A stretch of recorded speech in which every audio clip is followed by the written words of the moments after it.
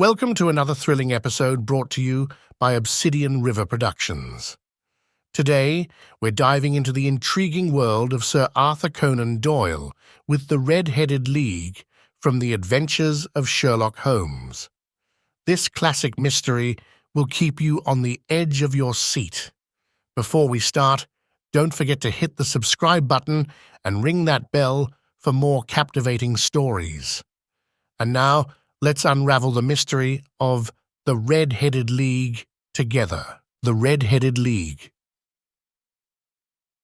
I had called upon my friend, Mr. Sherlock Holmes, one day in the autumn of last year, and found him in deep conversation with a very stout, florid-faced elderly gentleman with fiery red hair.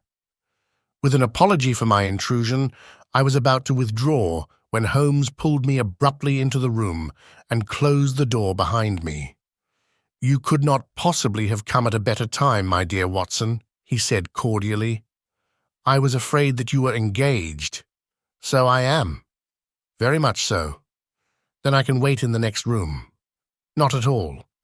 This gentleman, Mr. Wilson, has been my partner and helper in many of my most successful cases, and I have no doubt that he will be of the utmost use to me in yours also."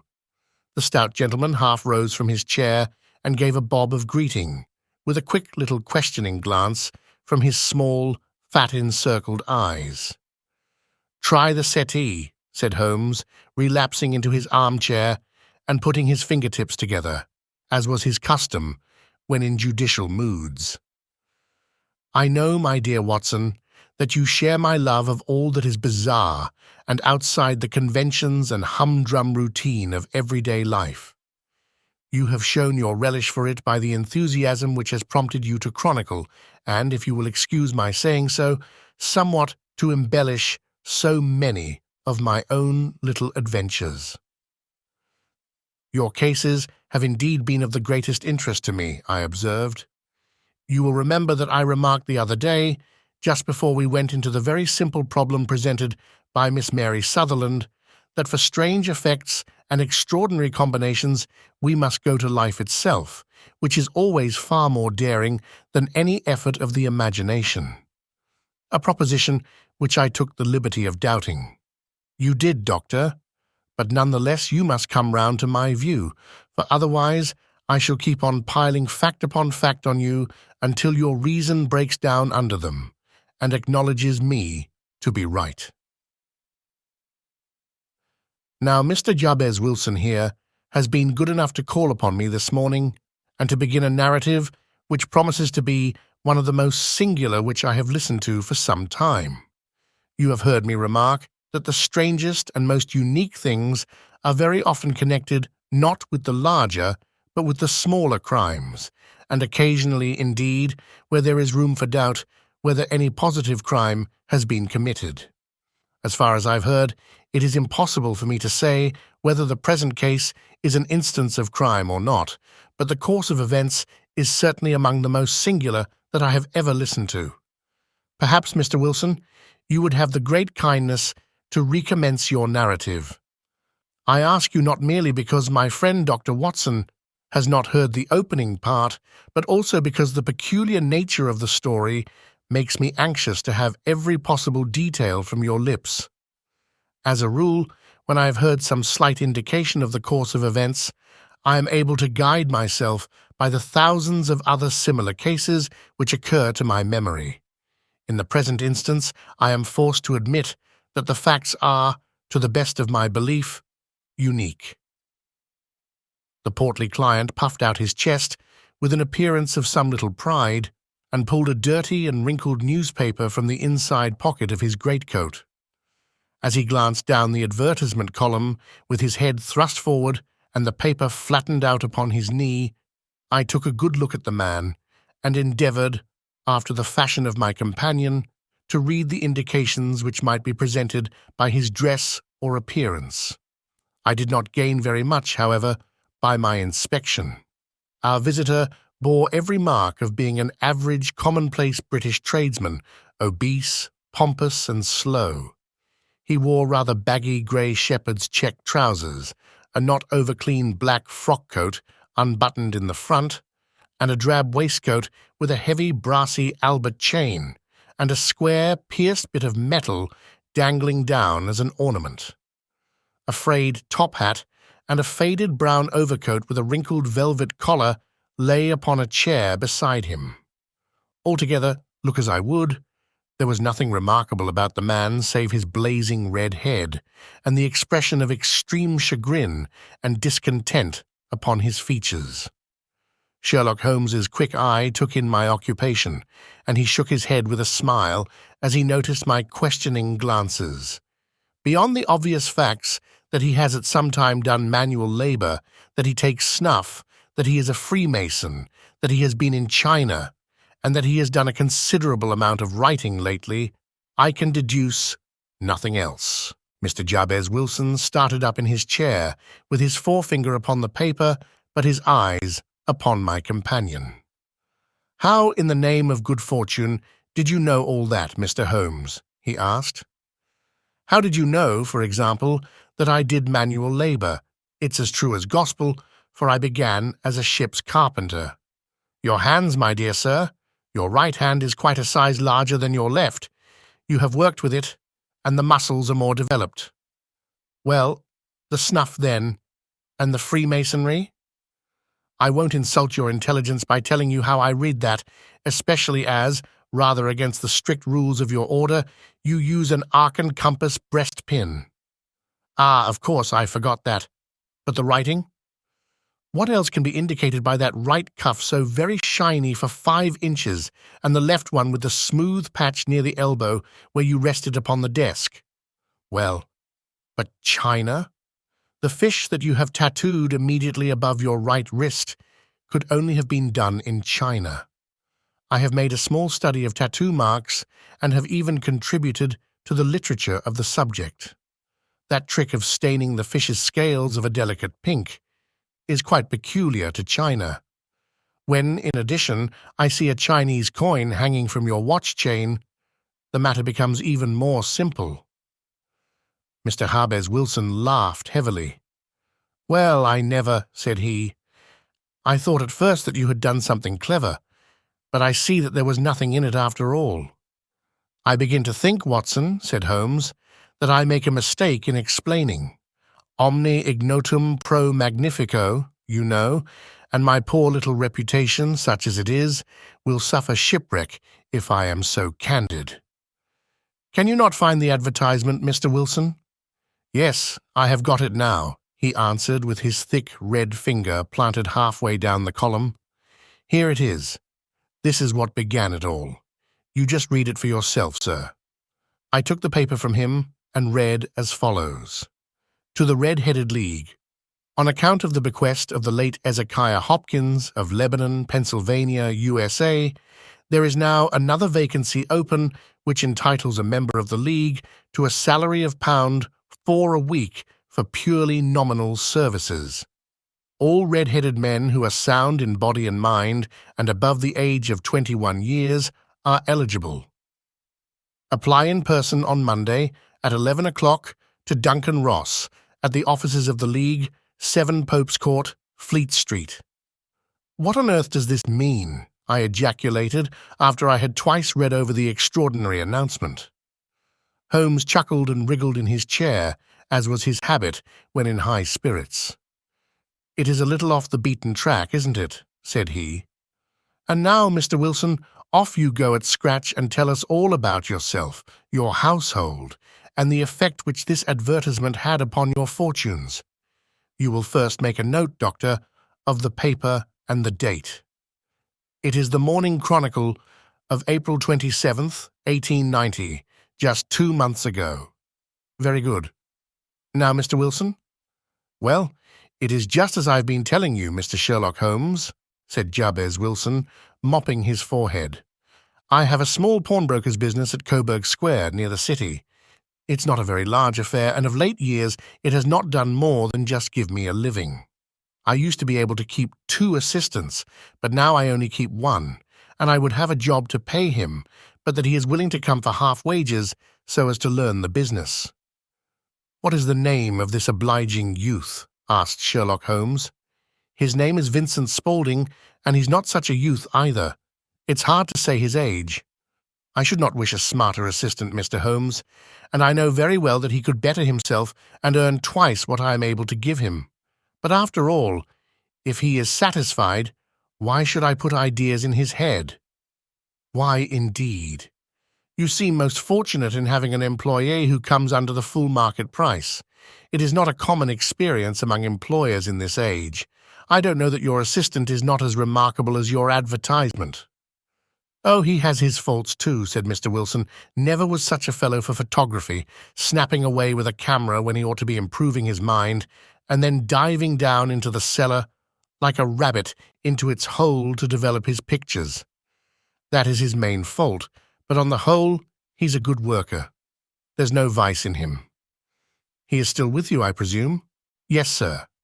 He and a girl of 14, who does a bit of simple cooking and keeps the place clean. That's all I have in the house, for I am a widower and never had any family. We live very quietly, sir, the three of us, and we keep a roof over our heads and pay our debts, if we do nothing more. The first thing that put us out was that advertisement. Spaulding, he came down into the office just this day 8 weeks, with this very paper in his hand, and he says, "I wish to the Lord, Mr. Wilson, that I was a red-headed man." "Why that?" I asks. "Why," says he, "here's another vacancy on the League of the Red-Headed Men. It's worth quite a little fortune to any man who gets it, and I understand that there are more vacancies than there are men, so that the trustees are at their wits' end what to do with the money. If my hair would only change color, here's a nice little crib, all ready for me to step into." "Why, what is it then?" I asked. "You see, Mr. Holmes, I am a very stay-at-home man, and as my business came to me instead of my having to go to it, I was often weeks on end without putting my foot over the doormat. In that way, I didn't know much of what was going on outside, and I was always glad of a bit of news. Have you never heard of the League of the Red-Headed Men?" he asked with his eyes open. "Never." "Why, I wonder at that, for you're eligible yourself for one of the vacancies." "And what are they worth?" I asked. "Oh, merely a couple of hundred a year, but the work is slight, and it need not interfere very much with one's other occupations." Well, you can easily think that that made me prick up my ears, for the business has not been over good for some years, and an extra couple of hundred would have been very handy. "Tell me all about it," said I. "Well," said he, showing me the advertisement, "you can see for yourself that the League has a vacancy, and there is the address where you should apply for particulars. As far as I can make out, the League was founded by an American millionaire, Ezekiah Hopkins, who was very peculiar in his ways. He was himself red-headed, and he had a great sympathy for all red-headed men. So when he died, it was found that he had left his enormous fortune in the hands of trustees, with instructions to apply the interest to the providing of easy berths to men whose hair is of that color. From all I hear it is splendid pay and very little to do." "But," said I, "there would be millions of red-headed men who would apply." "Not so many as you might think," he answered. "You see, it is really confined to Londoners and to grown men. This American had started from London when he was young, and he wanted to do the old town a good turn. Then again, I have heard it is no use your applying if your hair is light red or dark red, or anything but real, bright, blazing, fiery red. Now, if you cared to apply, Mr. Wilson, you would just walk in. But perhaps it would hardly be worth your while to put yourself out of the way for the sake of a few £100. Now, it is a fact, gentlemen, as you may see for yourselves, that my hair is of a very full and rich tint, so that it seemed to me that if there was to be any competition in the matter, I stood as good a chance as any man that I had ever met. Vincent Spaulding seemed to know so much about it that I thought he might prove useful, so I just ordered him to put up the shutters for the day and to come right away with me. He was very willing to have a holiday, so we shut the business up and started off for the address that was given us in the advertisement. I never hope to see such a sight as that again, Mr. Holmes. From north, South, east, and west, every man who had a shade of red in his hair had tramped into the city to answer the advertisement. Fleet Street was choked with red-headed folk, and Pope's Court looked like a coster's orange barrow. I should not have thought there were so many in the whole country as were brought together by that single advertisement. Every shade of colour they were: straw, lemon, orange, brick, Irish setter, liver, clay. But as Spaulding said, there were not many who had the real vivid, flame-coloured tint. When I saw how many were waiting, I would have given it up in despair, but Spaulding would not hear of it. How he did it I could not imagine, but he pushed and pulled and butted until he got me through the crowd and right up to the steps which led to the office. There was a double stream upon the stair, some going up in hope and some coming back dejected, but we wedged in as well as we could and soon found ourselves in the office. "Your experience has been a most entertaining one," remarked Holmes as his client paused and refreshed his memory with a huge pinch of snuff. "Pray continue your very interesting statement." There was nothing in the office but a couple of wooden chairs and a deal table, behind which sat a small man with a head that was even redder than mine. He said a few words to each candidate as he came up, and then he always managed to find some fault in them which would disqualify them. Getting a vacancy did not seem to be such a very easy matter after all. However, when our turn came, the little man was much more favourable to me than to any of the others, and he closed the door as we entered, so that he might have a private word with us. "This is Mr. Jabez Wilson," said my assistant, "and he is willing to fill a vacancy in the League." "And he is admirably suited for it," the other answered. "He has every requirement. I cannot recall when I have seen anything so fine." He took a step backward, cocked his head on one side, and gazed at my hair until I felt quite bashful. Then suddenly he plunged forward, wrung my hand, and congratulated me warmly on my success. "It would be injustice to hesitate," said he. "You will, however, I am sure, excuse me for taking an obvious precaution." With that, he seized my hair in both his hands and tugged until I yelled with the pain. "There is water in your eyes," said he as he released me. "I perceive that all is as it should be. But we have to be careful, for we have twice been deceived by wigs and once by paint. I could tell you tales of cobbler's wax which would disgust you with human nature." He stepped over to the window and shouted through it at the top of his voice that the vacancy was filled. A groan of disappointment came up from below, and the folk all trooped away in different directions until there was not a red head to be seen except my own and that of the manager. "My name," said he, "is Mr. Duncan Ross, and I am myself one of the pensioners upon the fund left by our noble benefactor. Are you a married man, Mr. Wilson? Have you a family?" I answered that I had not. His face fell immediately. "Dear me," he said gravely, "that is very serious indeed. I am sorry to hear you say that. The fund was, of course, for the propagation and spread of the redheads as well as for their maintenance. It is exceedingly unfortunate that you should be a bachelor." My face lengthened at this, Mr. Holmes, for I thought that I was not to have the vacancy after all, but after thinking it over for a few minutes, he said that it would be all right. "In the case of another," said he, "the objection might be fatal, but we must stretch a point in favour of a man with such a head of hair as yours. When shall you be able to enter upon your new duties?" "Well, it is a little awkward, for I have a business already," said I. "Oh, never mind about that, Mr. Wilson," said Vincent Spaulding. "I should be able to look after that for you." "What would be the hours?" I asked. 10 to 2. "Now, a pawnbroker's business is mostly done of an evening, Mr. Holmes, especially Thursday and Friday evening, which is just before payday, so it would suit me very well to earn a little in the mornings. Besides, I knew that my assistant was a good man and that he would see to anything that turned up." "That would suit me very well," said I. "And the pay?" "Is £4 a week." "And the work?" "Is purely nominal."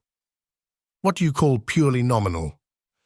Well, you have to be in the office or at least in the building the whole time. If you leave, you forfeit your whole position forever. The will is very clear upon that point. You don't comply with the conditions if you budge from the office during that time. It's only 4 hours a day, and I should not think of leaving, said I. No excuse will avail, said Mr. Duncan Ross, neither sickness nor business nor anything else. There you must stay, or you lose your billet. And the work is to copy out the Encyclopedia Britannica. There is the first volume of it in that press. You must find your own ink, pens, and blotting paper, but we provide this table and chair. Will you be ready tomorrow? Certainly, I answered. Then goodbye, Mr. Jabez Wilson, and let me congratulate you once more on the important position which you have been fortunate enough to gain. He bowed me out of the room, and I went home with my assistant, hardly knowing what to say or do. I was so pleased at my own good fortune. Well, I thought over the matter all day, and by evening I was in low spirits again, for I had quite persuaded myself that the whole affair must be some great hoax or fraud, though what its object might be I could not imagine. It seemed altogether past belief that anyone could make such a will, or that they would pay such a sum for doing anything so simple as copying out the Encyclopedia Britannica. Vincent Spaulding did what he could to cheer me up, but by bedtime I had reasoned myself out of the whole thing.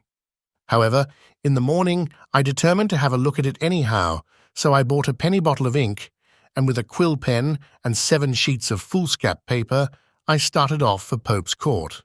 Well, to my surprise and delight, everything was as right as possible. The table was set out ready for me, and Mr. Duncan Ross was there to see that I got fairly to work.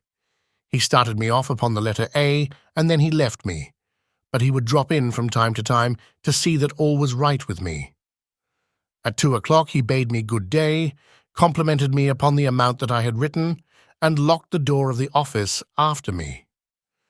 This went on day after day, Mr. Holmes, and on Saturday the manager came in and planked down 4 golden sovereigns for my week's work. It was the same next week, and the same the week after. Every morning I was there at 10, and every afternoon I left at 2. By degrees, Mr. Duncan Ross took to coming in only once of a morning, and then, after a time, he did not come in at all. Still, of course, I never dared to leave the room for an instant, for I was not sure when he might come, and the billet was such a good one and suited me so well that I would not risk the loss of it. 8 weeks passed away like this, and I had written about abbots and archery and armour and architecture and Attica, and hoped with diligence that I might get on to the bees before very long. It cost me something in foolscap, and I had pretty nearly filled a shelf with my writings, and then suddenly the whole business came to an end. To an end? Yes, sir, and no later than this morning. I went to my work as usual at 10 o'clock, but the door was shut and locked, with a little square of cardboard hammered on to the middle of the panel with a tack. Here it is, and you can read for yourself. He held up a piece of white cardboard about the size of a sheet of notepaper. It read in this fashion: The Red-Headed League is dissolved. October 9th, 1890. Sherlock Holmes and I surveyed this curt announcement and the rueful face behind it, until the comical side of the affair so completely overtopped every other consideration that we both burst out into a roar of laughter. "I cannot see that there is anything very funny," cried our client, flushing up to the roots of his flaming head. "If you can do nothing better than laugh at me, I can go elsewhere." "No, no," cried Holmes, shoving him back into the chair from which he had half risen. "I really wouldn't miss your case for the world. It is most refreshingly unusual, but there is, if you will excuse my saying so, something just a little funny about it. Pray, what steps did you take when you found the card upon the door?" "I was staggered, sir. I did not know what to do. Then I called at the offices round, but none of them seemed to know anything about it. Finally, I went to the landlord, who is an accountant living on the ground floor, and I asked him if he could tell me what had become of the Red-Headed League. He said that he had never heard of any such body. Then I asked him who Mr. Duncan Ross was. He answered that the name was new to him. "Well," said I, "the gentleman at note 4. "What? The red-headed man?" "Yes." "Oh," said he, "his name was William Morris. He was a solicitor and was using my room as a temporary convenience until his new premises were ready. He moved out yesterday." "Where could I find him?" "Oh, at his new offices." "He did tell me the address?" "Yes, 17 King Edward Street, near St. Paul's." I started off, Mr. Holmes, but when I got to that address, it was a manufactory of artificial kneecaps, and no one in it had ever heard of either Mr. William Morris or Mr. Duncan Ross. "And what did you do then?" asked Holmes. "I went home to Saxe-Coburg Square, and I took the advice of my assistant, but he could not help me in any way. He could only say that if I waited I should hear by post. But that was not quite good enough, Mr. Holmes. I did not wish to lose such a place without a struggle, so, as I had heard that you were good enough to give advice to poor folk who were in need of it, I came right away to you." "And you did very wisely," said Holmes. "Your case is an exceedingly remarkable one, and I shall be happy to look into it. From what you have told me, I think that it is possible that graver issues hang from it than might at first sight appear." "Grave enough," said Mr. Jabez Wilson. "Why, I have lost £4 a week." "As far as you are personally concerned," remarked Holmes, "I do not see that you have any grievance against this extraordinary league. On the contrary, you are, as I understand, richer by some £30, to say nothing of the minute knowledge which you have gained on every subject which comes under the letter A. You have lost nothing by them." "No, sir. But I want to find out about them, and who they are, and what their object was in playing this prank, if it was a prank, upon me. It was a pretty expensive joke for them, for it cost them £32. We shall endeavour to clear up these points for you. And first, 1 or 2 questions, Mr. Wilson. This assistant of yours who first called your attention to the advertisement, how long had he been with you?" "About a month, then." "How did he come?" "In answer to an advertisement." "Was he the only applicant?" "No, I had a dozen." "Why did you pick him?" "Because he was handy and would come cheap. At half wages, in fact." "Yes. What is he like, this Vincent Spaulding?" "Small, stout-built, very quick in his ways, no hair on his face, though he's not short of 30, has a white splash of acid upon his forehead." Holmes sat up in his chair in considerable excitement. "I thought as much," said he. "Have you ever observed that his ears are pierced for earrings?" "Yes, sir. He told me that a gypsy had done it for him when he was a lad." Said Holmes, sinking back in deep thought. "He is still with you?" "Oh, yes, sir. I have only just left him." "And has your business been attended to in your absence?" "Nothing to complain of, sir. There's never very much to do of a morning." "That will do, Mr. Wilson. I shall be happy to give you an opinion upon the subject in the course of a day or two. Today is Saturday, and I hope that by Monday we may come to a conclusion." "Well, Watson," said Holmes when our visitor had left us, "what do you make of it all?" "I make nothing of it," I answered frankly. "It is a most mysterious business." "As a rule," said Holmes, "the more bizarre a thing is, the less mysterious it proves to be. It is your commonplace, featureless crimes which are really puzzling, just as a commonplace face is the most difficult to identify. But I must be prompt over this matter." "What are you going to do, then?" I asked. "To smoke," he answered. "It is quite a 3-pipe problem, and I beg that you won't speak to me for 50 minutes. He curled himself up in his chair, with his thin knees drawn up to his hawk-like nose, and there he sat, with his eyes closed, and his black clay pipe thrusting out like the bill of some strange bird. I had come to the conclusion that he had dropped asleep, and indeed was nodding myself, when he suddenly sprang out of his chair with the gesture of a man who has made up his mind and put his pipe down upon the mantelpiece. "Sarasate plays at the St. James's Hall this afternoon," he remarked. "What do you think, Watson? Could your patients spare you for a few hours? I have nothing to do today. My practice is never very absorbing." "Then put on your hat and come. I am going through the city first, and we can have some lunch on the way. I observe that there is a good deal of German music on the program, which is rather more to my taste than Italian or French. It is introspective, and I want to introspect. Come along."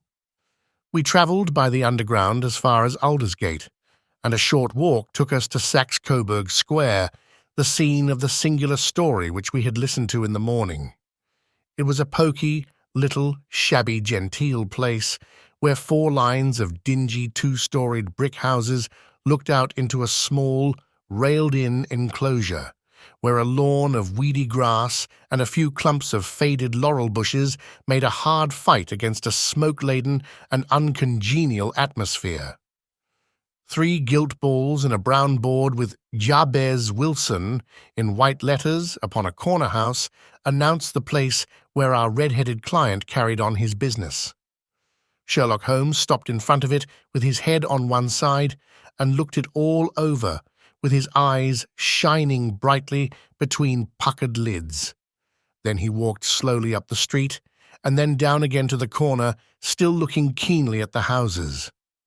Finally, he returned to the pawnbroker's, and having thumped vigorously upon the pavement with his stick 2 or 3 times, he went up to the door and knocked. It was instantly opened by a bright-looking, clean-shaven young fellow who asked him to step in. "Thank you," said Holmes. "I only wish to ask you how you would go from here to the Strand." "3rd right, 4th left," answered the assistant promptly, closing the door. "Smart fellow that," observed Holmes as we walked away. "He is, in my judgment, the 4th smartest man in London, and for daring I am not sure that he has not a claim to be 3rd. I have known something of him before." "Evidently," said I, "Mr. Wilson's assistant counts for a good deal in this mystery of the Red-Headed League. I am sure that you inquired your way merely in order that you might see him." "Not him." "What then?" "The knees of his trousers." "And what did you see?" "What I expected to see." "Why did you beat the pavement?" "My dear doctor, this is a time for observation, not for talk. We are spies in an enemy's country. We know something of Saxe-Coburg Square. Let us now explore the parts which lie behind it." The road in which we found ourselves as we turned round the corner from the retired Saxe-Coburg Square presented as great a contrast to it as the front of a picture does to the back. It was one of the main arteries which conveyed the traffic of the city to the north and west. The roadway was blocked with the immense stream of commerce flowing in a double tide inward and outward, while the footpaths were black with the hurrying swarm of pedestrians.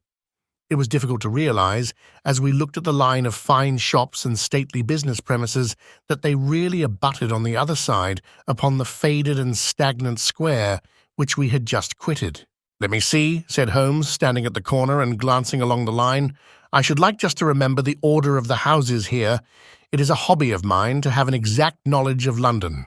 There is Mortimer's, the tobacconist, the little newspaper shop, the Coburg branch of the City and Suburban Bank, the vegetarian restaurant, and McFarlane's carriage building depot. That carries us right on to the other block. And now, Doctor, we've done our work, so it's time we had some play. A sandwich and a cup of coffee, and then off to Violin Land, where all is sweetness and delicacy and harmony, and there are no red-headed clients to vex us with their conundrums." My friend was an enthusiastic musician, being himself not only a very capable performer, but a composer of no ordinary merit.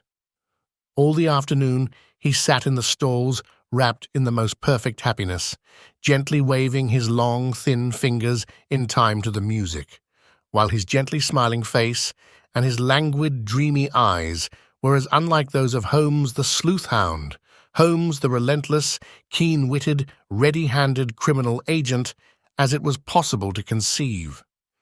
In his singular character, The dual nature alternately asserted itself, and his extreme exactness and astuteness represented, as I have often thought, the reaction against the poetic and contemplative mood which occasionally predominated in him.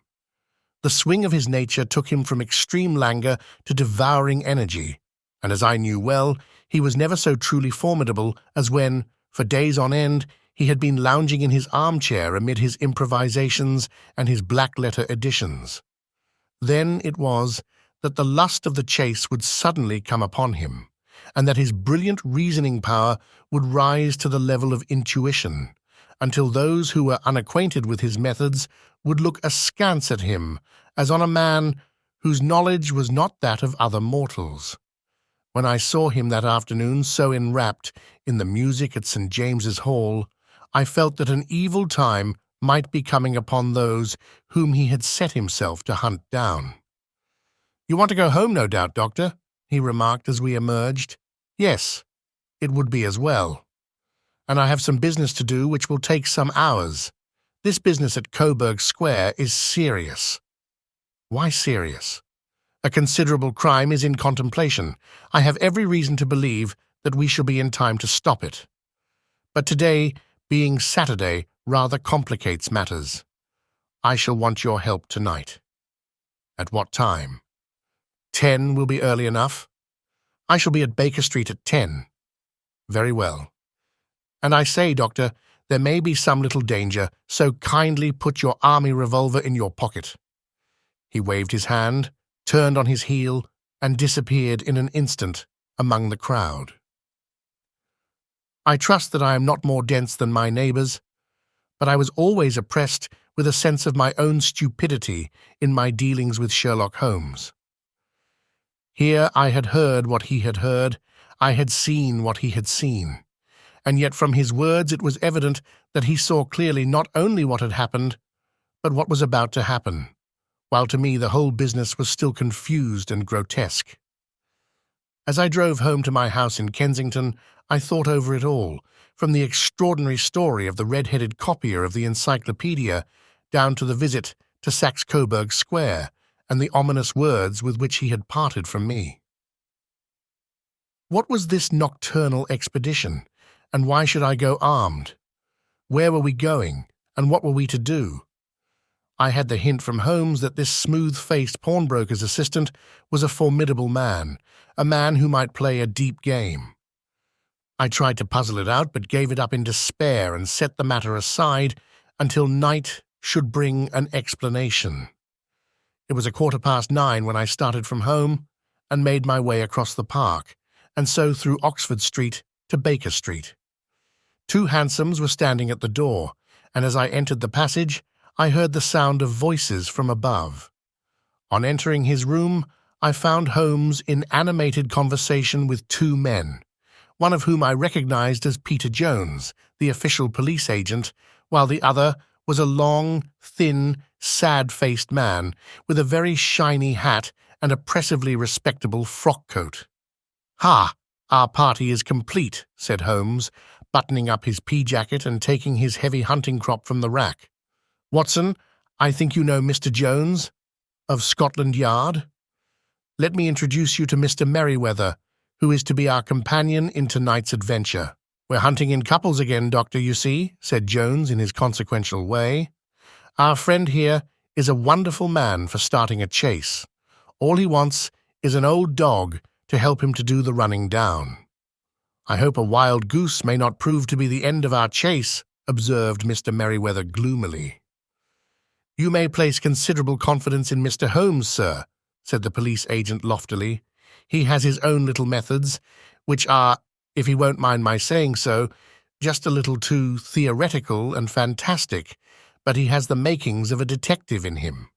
It is not too much to say that once or twice, as in that business of the Sholto murder and the Agra treasure, he has been more nearly correct than the official force."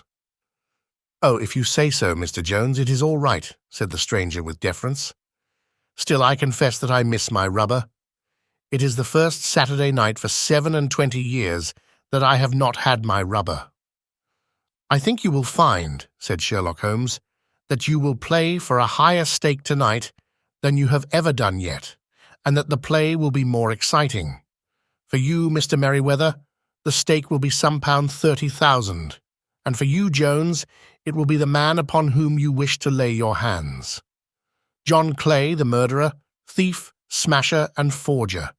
He's a young man, Mr. Merryweather, but he is at the head of his profession, and I would rather have my bracelets on him than on any criminal in London.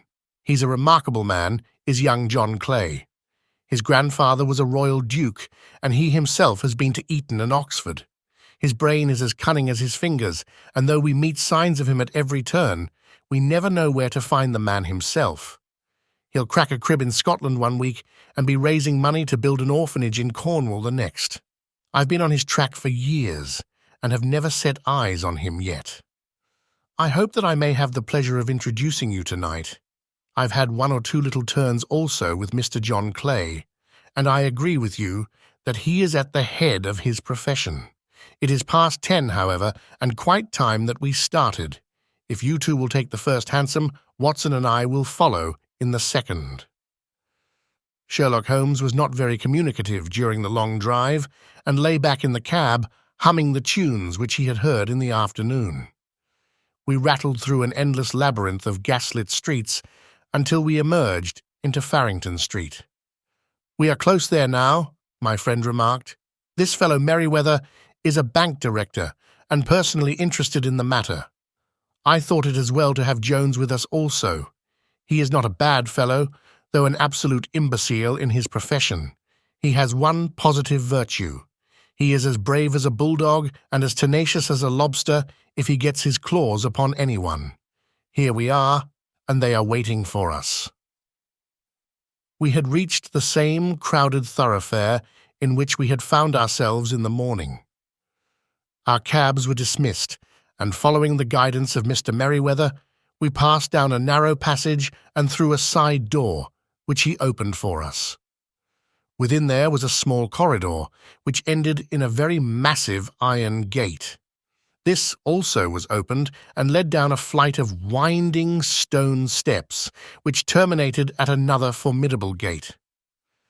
Mr. Merryweather stopped to light a lantern and then conducted us down a dark, earth-smelling passage, and so, after opening a third door, into a huge vault or cellar, which was piled all round with crates and massive boxes.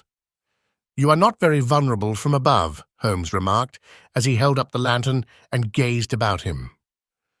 "Nor from below," said Mr. Merryweather, striking his stick upon the flags which lined the floor. "Why, dear me, it sounds quite hollow," he remarked, looking up in surprise. "I must really ask you to be a little more quiet," said Holmes severely. "You have already imperilled the whole success of our expedition. Might I beg that you would have the goodness to sit down upon one of those boxes, and not to interfere?" The solemn Mr. Merryweather perched himself upon a crate, with a very injured expression upon his face, while Holmes fell upon his knees upon the floor, and, with the lantern and a magnifying lens, began to examine minutely the cracks between the stones. A few seconds sufficed to satisfy him, for he sprang to his feet again and put his glass in his pocket. "We have at least an hour before us," he remarked, "for they can hardly take any steps until the good pawnbroker is safely in bed. Then they will not lose a minute, for the sooner they do their work, the longer time they will have for their escape. We are at present, Doctor, as no doubt you have divined, in the cellar of the city branch of one of the principal London banks. Mr. Merryweather is the chairman of directors, and he will explain to you that there are reasons why the more daring criminals of London should take a considerable interest in this cellar at present. It is our French gold," whispered the director. "We have had several warnings that an attempt might be made upon it." "Your French gold?" "Yes. We had occasion some months ago to strengthen our resources and borrowed for that purpose 30,000 Napoleons from the Bank of France. It has become known that we have never had occasion to unpack the money and that it is still lying in our cellar. The crate upon which I sit contains 2,000 Napoleons packed between layers of lead foil. Our reserve of bullion is much larger at present than is usually kept in a single branch office, and the directors have had misgivings upon the subject." "Which were very well justified," observed Holmes, "and now it is time that we arranged our little plans. I expect that within an hour matters will come to a head. In the meantime, Mr. Merriweather, we must put the screen over that dark lantern." "And sit in the dark?" "I'm afraid so. I had brought a pack of cards in my pocket, and I thought that, as we were a party carry, you might have your rubber after all. But I see that the enemy's preparations have gone so far that we cannot risk the presence of a light. And first of all, we must choose our positions. These are daring men, and though we shall take them at a disadvantage, they may do us some harm unless we are careful. I shall stand behind this crate, and you conceal yourselves behind those. Then, when I flash a light upon them, close in swiftly. If they fire, Watson, have no compunction about shooting them down." I placed my revolver, cocked, upon the top of the wooden case behind which I crouched. Holmes shot the slide across the front of his lantern and left us in pitch darkness, such an absolute darkness as I have never before experienced. The smell of hot metal remained to assure us that the light was still there, ready to flash out at a moment's notice. To me, with my nerves worked up to a pitch of expectancy, there was something depressing and subduing in the sudden gloom and in the cold, dank air of the vault. "They have but one retreat," whispered Holmes. "That is back through the house, into Saxe-Coburg Square. I hope that you have done what I asked you, Jones. I have an inspector and 2 officers waiting at the front door. Then we have stopped all the holes, and now we must be silent and wait." What a time it seemed! From comparing notes afterwards, it was but an hour and a quarter, yet it appeared to me that the night must have almost gone, and the dawn be breaking above us. My limbs were weary and stiff, for I feared to change my position, yet my nerves were worked up to the highest pitch of tension, and my hearing was so acute that I could not only hear the gentle breathing of my companions, but I could distinguish the deeper, heavier in-breath of the bulky Jones from the thin, sighing note of the bank director. From my position I could look over the case in the direction of the floor. Suddenly, my eyes caught the glint of a light. At first, it was but a lurid spark upon the stone pavement. Then it lengthened out until it became a yellow line, and then, without any warning or sound, a gash seemed to open, and a hand appeared, a white, almost womanly hand, which felt about in the center of the little area of light. For a minute or more the hand, with its writhing fingers, protruded out of the floor. Then it was withdrawn as suddenly as it appeared, and all was dark again, save the single lurid spark which marked a chink between the stones. Its disappearance, however, was but momentary. With a rending, tearing sound, one of the broad white stones turned over upon its side and left a square, gaping hole, through which streamed the light of a lantern. Over the edge there peeped a clean-cut, boyish face, which looked keenly about it, and then, with a hand on either side of the aperture, drew itself shoulder-high and waist-high until one knee rested upon the edge. In another instant he stood at the side of the hole and was hauling after him a companion, lithe and small like himself, with a pale face and a shock of very red hair. "It's all clear," he whispered. "Have you the chisel and the bags? Great Scott! Jump, Archie, jump, and I'll swing for it!" Sherlock Holmes had sprung out and seized the intruder by the collar. The other dived down the hole, and I heard the sound of rending cloth as Jones clutched at his skirts. The light flashed upon the barrel of a revolver, but Holmes's hunting crop came down on the man's wrist, and the pistol clinked upon the stone floor. "It's no use, John Clay," said Holmes blandly. "You have no chance at all." "So I see," the other answered with the utmost coolness. "I fancy that my pal is all right. though I see you have got his coat-tails." "There are 3 men waiting for him at the door," said Holmes. "Oh, indeed. You seem to have done the thing very completely. I must compliment you." "And I you," Holmes answered. "Your red-headed idea was very new and effective." "You'll see your pal again presently," said Jones. "He's quicker at climbing down holes than I am. Just hold out while I fix the derbies." "I beg that you will not touch me with your filthy hands," remarked our prisoner as the handcuffs clattered upon his wrists. "You may not be aware that I have royal blood in my veins. Have the goodness also, when you address me, always to say sir and please." "All right," said Jones with a stare and a snigger. "Well, would you please, sir, march upstairs where we can get a cab to carry your highness to the police station." "That is better," said John Clay serenely. He made a sweeping bow to the 3 of us and walked quietly off in the custody of the detective. "Really, Mr. Holmes," said Mr. Merryweather as we followed them from the cellar, "I do not know how the bank can thank you or repay you. There is no doubt that you have detected and defeated in the most complete manner one of the most determined attempts at bank robbery that have ever come within my experience. I have had 1 or 2 little scores of my own to settle with Mr. John Clay," said Holmes. "I have been at some small expense over this matter, which I shall expect the bank to refund, but beyond that I am amply repaid by having had an experience which is in many ways unique and by hearing the very remarkable narrative of the Red-Headed League.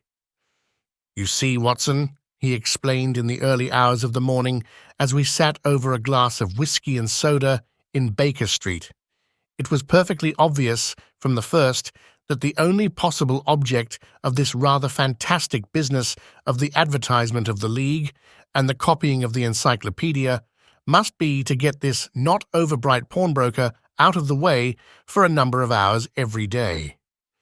It was a curious way of managing it, but really it would be difficult to suggest a better. The method was no doubt suggested to Clay's ingenious mind by the colour of his accomplice's hair. The £4 a week was a lure which must draw him, and what was it to them, who were playing for thousands? They put in the advertisement, one rogue has the temporary office, the other rogue incites the man to apply for it, and together they managed to secure his absence every morning in the week. From the time that I heard of the assistant having come for half wages, it was obvious to me that he had some strong motive for securing the situation. But how could you guess what the motive was? Had there been women in the house, I should have suspected a mere vulgar intrigue. That, however, was out of the question. The man's business was a small one, and there was nothing in his house which could account for such elaborate preparations and such an expenditure as they were at. It must, then, be something out of the house. What could it be? I thought of the assistant's fondness for photography and his trick of vanishing into the cellar. The cellar! There was the end of this tangled clue. Then I made inquiries as to this mysterious assistant and found that I had to deal with one of the coolest and most daring criminals in London. He was doing something in the cellar, something which took many hours a day for months on end. What could it be once more? I could think of nothing save that he was running a tunnel to some other building. So far I had got when we went to visit the scene of action. I surprised you by beating upon the pavement with my stick. I was ascertaining whether the cellar stretched out in front or behind. It was not in front. Then I rang the bell, and as I hoped, the assistant answered it. We have had some skirmishes, but we had never set eyes upon each other before. I hardly looked at his face. His knees were what I wished to see. You must yourself have remarked how worn, wrinkled, and stained they were. They spoke of those hours of burrowing. The only remaining point was what they were burrowing for. I walked round the corner, saw the City and Suburban Bank abutted on our friend's premises, and felt that I had solved my problem. When you drove home after the concert, I called upon Scotland Yard and upon the chairman of the bank directors, with the result that you have seen. And how could you tell that they would make their attempt tonight? I asked. Well, when they closed their league offices, that was a sign that they cared no longer about Mr. Jabez Wilson's presence. In other words, that they had completed their tunnel, but it was essential that they should use it soon, as it might be discovered or the bullion might be removed. Saturday would suit them better than any other day, as it would give them 2 days for their escape. For all these reasons, I expected them to come tonight. "You reasoned it out beautifully," I exclaimed in unfeigned admiration. "It is so long a chain, and yet every link rings true." "It saved me from ennui," he answered, yawning. "Alas, I already feel it closing in upon me. My life is spent in one long effort to escape from the commonplaces of existence. These little problems help me to do so." "And you are a benefactor of the race," said I. He shrugged his shoulders. "Well, perhaps, after all, it is of some little use," he remarked. "L'homme c'est rien, l'œuvre c'est tout," Gustave Flaubert wrote to George Sand. Thank you for joining us for the Red-Headed League. What did you think of this fascinating Sherlock Holmes adventure? Let us know in the comments below. If you enjoyed this story, please like this video and share it with your fellow mystery lovers. Don't forget to subscribe to Obsidian River Productions for more enthralling narratives. Want more? Join our newsletter and receive a free, full-length, commercial-free audiobook from our catalog. The link is in the description. Until next time, keep the mystery alive.